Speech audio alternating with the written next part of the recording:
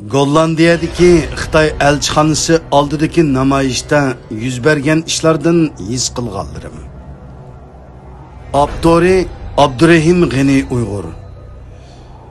Diasporadagi har bir Uyg'urda qisos elish eni shakllanishi kerak. Xotiramdan.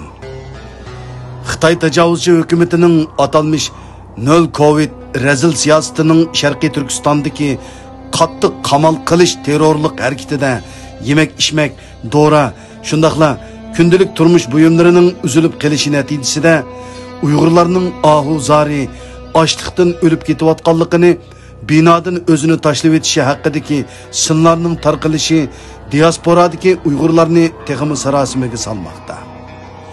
2022 yılı 9. ayının 14. günü Gollandiyadagi necha yuzlagan Uyg'ur sunniy ocharchilik harakatida o'lib ketgan qarindoshlarning ruhini yod etish va tajovuzchi Xitoy hukumatiga bo'lgan noroziligini ifodalash. Shundaqla Xitoy hukumatining sunniy keltirib chiqargan ocharchilik qirg'inchiligini dunyoga anglatish bilan Gollandiya hukumatining diqqatini tortish maqsadida Xitoy hukumatining Gollandiyadagi bosh elchixonasining oldida namoyish ilib bordi. Xitoy hukumatining Sharqiy Turkistonda elib berayotgan irqiy qirg'inchiligi bilan yuragi azobdan puchlangan namoyishchi Uyg'urlar namoyish jarayonida Xitoy hukumatiga bo'lgan g'azab nafratini bosolmay, elchixonaga tuxum, tosh va benzin surkalgan narsalarni etish orqali o'zining Xitoy hukumatiga bo'lgan kuchli noroziligini ifodaladi. Birdandila Xitoy elchixonasining hovlisida istutak ko'tarilib, elchixona hovlisidagi yig'ilib qolgan axlatlarga o't tutishga boshladi. Bu ishlar menga buningdan 13 yil ilgiriki, ya'ni 2009 yılı 7. ayının 5. günüdeki Ürümçi qirg'inchiligida Xitoy elchixonasining oldida Xitoy hukumatiga bo'lgan norozilik namoyish jarayonida yuz bergan Xitoy elchixonasiga tuxum tosh etish orqali Xitoy hukumatiga bo'lgan noroziligimizni ifodalab, butun dunyoning ijtimoiy taratqullarini harakatga keltirgan kunni eslatdi. Bu kunda menmu Xitoy tajovuzchilarining elchixonasiga tosh atgan bir Uyg'ur bo'lish suhbatim bilan 3 kun tutib turish o'rnida yetib chiqqan ashu daqiqalar bir-birlab ko'z oldimdan kechdi. Hayotimda tunji qitim tajovuzchi Xitoy hukumatining ziminiga qartib atgan shu bir qancha teshimdan biri udul berib Xitoy hukumatining davlat girbiga tekkan edi. Yana biri Xitoy elchixonasining derazasini cheqib etgan edi. Shu chaqdagi hayajonimni hozirmi o'ylasam, yuragim xushallikdan yayrab ketadi. Bu kun mening hayotimda unutilmas iz qoldirgan, mangu esimdan chiqmaydigan, keyingi kunlarda bolalarim, "Dada, sen vataningni qutqizish uchun nima ish qilding?"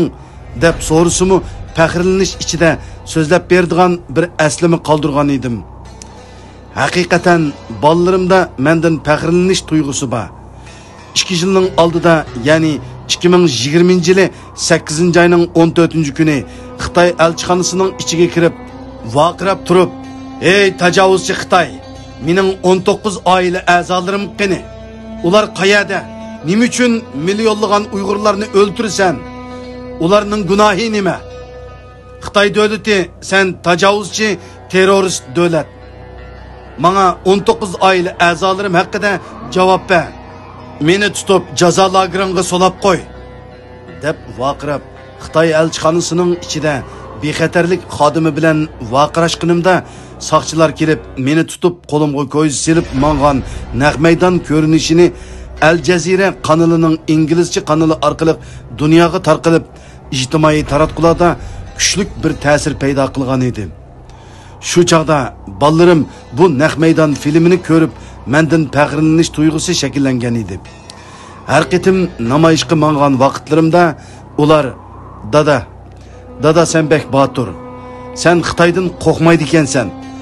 Soqchidanmi qo'rqmaydi ekansan. Biz cho'ng bo'lganda sana o'xshash Xitoyga qarshi namoyish qilamiz" deb namoyishga manganda mangzimga so'yib xo'shlashatdi. Bolalarimmi cho'ng bo'ldi. Necha oyning oldida shu videoni YouTube'dan savaqdaşlarga qo'yib berdi ekan. Savaqdaşlarımı, "Dadang Xitoydan qo'rqmaydi ekan. Dadangdan faxrlanamiz. Dadanga hurmatimiz bor" deganligini bolalarim uyga kelib menga deb berdi. Tönügünkü namoyish jarayonida Gollandiya saqchilari diplomatik munosabatga ta'sir yetkazmaslik va namoyish tartibini saqlash mas'uliyatini ado qilish zaruriyati bilan qarindishimiz Ershadni qo'lga oldi. Albatta biz naq maydondagi namoyishchilar Gollandiya saqchilarining astoydil va mas'uliyatchanligi bilan mustamlika vatanimizdagi jallod kabi Xitoy saqchilarining axloqi ham xizmat stilini selishtirib Gollandiya saqchilariga bo'lgan hurmatimiz va qoyilligimiz teg'imi oshdi. Ershadning qo'liga ko'y silib elib mangan ko'rinish bilan menimi saqchilar qo'limga ko'y silib elib mangandagi ko'rinish ko'z oldimdan selishtirma bo'lib o'tmoqda. Bir saqchi mashinda mang'ash manga sening qo'rqmas fidokorlik jasoratingdan ta'sirlandik. Sening millating uchun qilayotgan fidokorligingga hurmatimiz bor. Ammo biz saqchi bo'lish sifatimiz bilan Xitoy elchixonasining bexatarligini qo'g'dash uchun seni qo'lga oldik. Bu bizning xizmatdagi mas'uliyatimiz.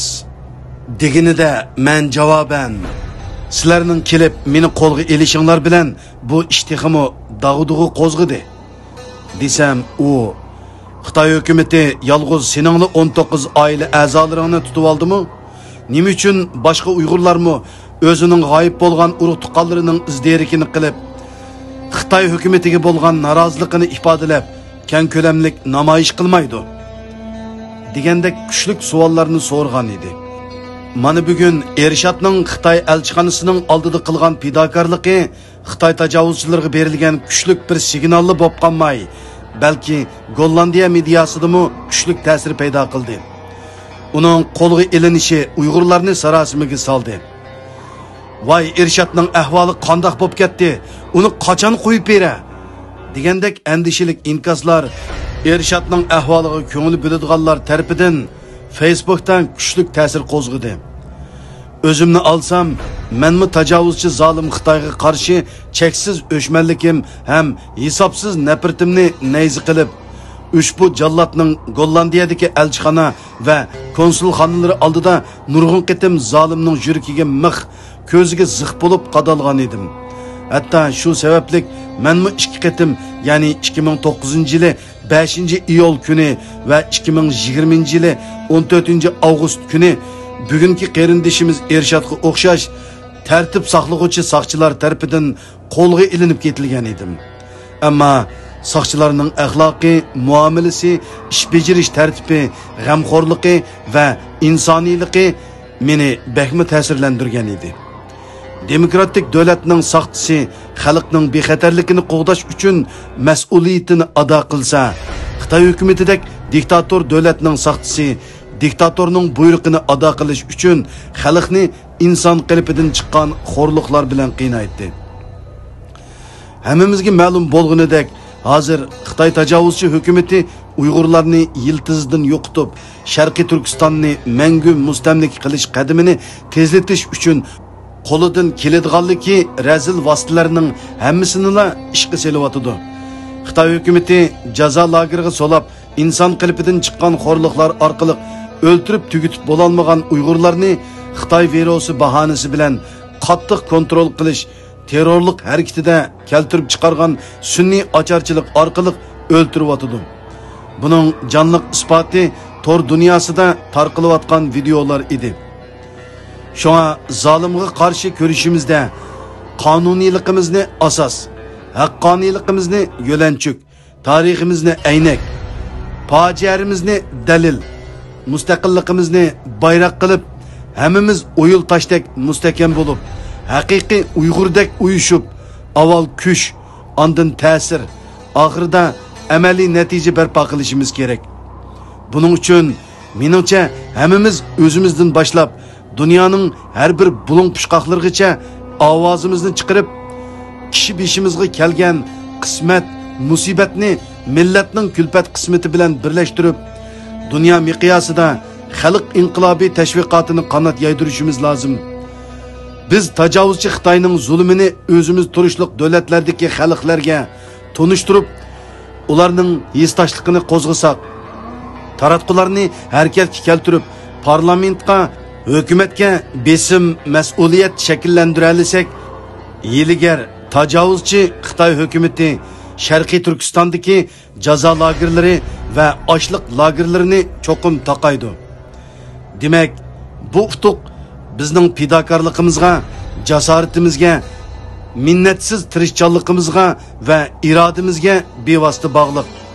Sharqiy Turkistondagi jazo lagerlari va ochliq lagerlarini taqatqizish uchun amaliy harakatga o'tish hammamizning vijdoniy burchi ham imoniy mas'uliyati hisoblanadi. Xitoy bizning jismimizni qul qila olgan bilan ruhimizni qat'iy qul qila olmaydi.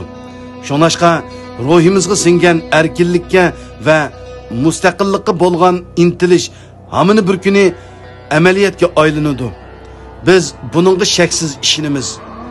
Aniqki, qisos o'tini Xitoy o'zi bütün Uyg'urga majburiy tutashtirdi. Bu o't amdi abadiy mangu o'chmaydi. Biz cho'qim qisosimizni olamiz. Buning uchun har bir Uyg'ur malli bo'lsam Xitoy hukumatidan qisosimni cho'qim olaman. Malli bo'lsam Uyg'ur millati mangu qul bo'lmaydi. Malli bo'lsam Sharqiy Turkiston hamon bir kuni mustaqil bo'ladi. Mening mavjud huquqim Xitoy tajovuzchi hukumati uchun eng cho'ng tahdid. Malli bo'lsam Xitoy tajovuzchi hukumatiga qarshilik harakati hamon bir kuni yolqin bo'lib lavildab, zolim Xitoyning taxti ham baxtini ko'ydirib kul qilib tashlaydi degan ongda yashashimiz kerak. Oxirida bütün dunyodagi qarindoshlarimdan umidim shuki, bu qisos o'tining mangulik nurini dunyoning hamma yerida to'xtovsiz yolqinjitayli. Dunyo hozir ojizlarni ko'z yishidan emas, balki ularning qo'rqmas jasoratidan, tiz bukmas irodasidan ta'sirlanadigan bo'ldi. Buni Rossiyaning Ukrainaga qilgan tajovuzchilik urushidan his qildik. Biz 73 yil yig'lab da'vo qildik. Dunyoni ta'sirlantirolmadik. Qo'llashini qo'lga keltirolmadik. Endi o'zimizning qo'rqmas fidokorligimiz, jasoratimiz Xitoy tajovuzchilariga tiz bukmas irodamiz orqali xalqaroning Xitoy hukumatining zo'migarligiga qarshi xalqaroliq siyosiy atmosferasidan yaxshi foydalanib, dunyoning qo'llashini qo'lga keltirayli. Bu bizning amaliy harakatimizga bog'liq. 2022-yili 9-oyning 15-kuni.